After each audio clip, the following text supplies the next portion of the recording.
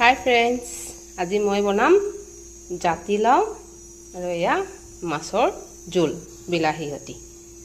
এইবোৰ মাছ আছে। এইটো মোৰ ফেভাৰিট বৰালি মাছ। বৰালি মাছ কোনো নাখায় কাৰণে মই মাত্ৰ বৰালি মাছ 2 পিচ আনিছোঁ। এইটো মোলে। বাকীখিনি মই এতিয়া বনাম জাতিলাও বিলাহী জোল।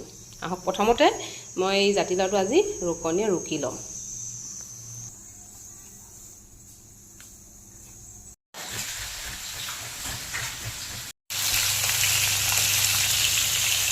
মাছ ভজা তেলতে মই 5 ফোৰণ কেইটামান দি দিছোঁ। পিঁয়াজ দি দিম, এটা জলকীয়া দি দিছোঁ, লগতে এয়া আদা নহৰু খুন্দা অকণমান,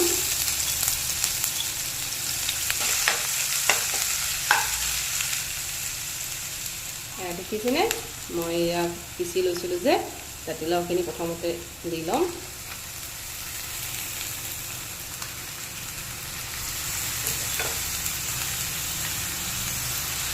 ইয়াতে হালধি দি দিম অকণমান। জাতিলাওখিনি আমি অকণমান কেঁচা ভাৱটো যোৱালৈকে এনেকৈ ভাজি ল'ম। কেঁচা ভাৱটো থাকিলে খাবলৈ বেয়া হয়, কেঁচা ভাৱটো আঁতৰাই লওঁ আমি।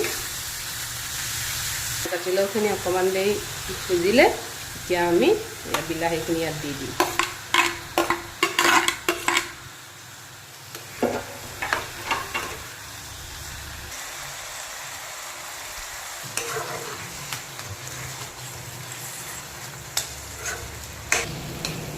আমাৰ ভাজি হৈ গ'ল। মই এতিয়া ইয়াতে গৰম পানী দি দিম। গৰম পানী দিলে কি হয়, সোনকাল হয়।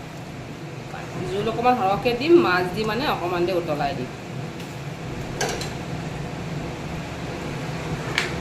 আৰু টেঙা জোল মানে মাছৰ জোল অকণ পাতলা হ'লে খাই ভাল লাগে।